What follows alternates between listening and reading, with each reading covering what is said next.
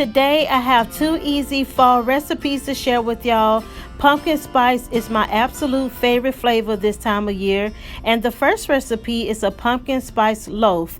Now first, you see I added some vegetable oil, 1 egg, and also some melted butter, pure vanilla extract, milk, and you're going to whisk these wet ingredients in one large bowl. Now you're going to add that cup of brown sugar, and you're going to combine as well. What I love about this recipe is that, of course, it's super easy, but it's just warm and comforting, and it's just a perfect moist pumpkin spice loaf. And now it's time to add those fall flavors such as the cinnamon, nutmeg, and pumpkin pie spice. And now I'm going to add the pumpkin puree. And again, you're going to mix these wet ingredients together.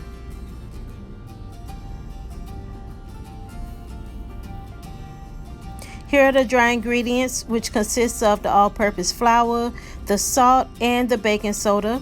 And I'm just going to gently incorporate everything together. Oh, reminder, make sure the oven is set to 350 degrees. The bread will take about 40 to 45 minutes to bake. So here's my loaf pan. Yes, it's nice and beat up, but I use it every time. And you're just going to spray it with the flour and butter spray, I call it. That's what I use whenever I'm baking.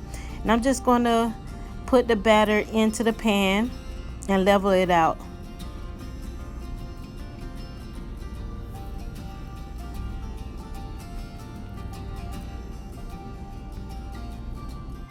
"45 minutes later, here you have a delicious moist pumpkin spice loaf, and y'all, like I said before, it's absolutely delicious. The next recipe is a pumpkin spice coffee creamer. It only requires sweetened condensed milk, evaporated milk, pure vanilla extract, heavy whipping cream, pumpkin puree, and some more fall flavors such as the pumpkin spice. And we're going to mix these ingredients together, then transfer it all into a saucepan over medium to low heat, and just letting it heat up until everything is incorporated well enough. So now we're going to remove it from the heat and just keep stirring it so it don't create that layer of skin at the top. So I'm just going to keep mixing it up. And I have these mason jars on hand that I'm going to place my coffee creamer in. And I'm just trying to, without making a mess, pour the creamer into my jars. And as you can see, it makes quite a bit of coffee creamer. And I must say, y'all, overall, this is an absolute must-try recipe.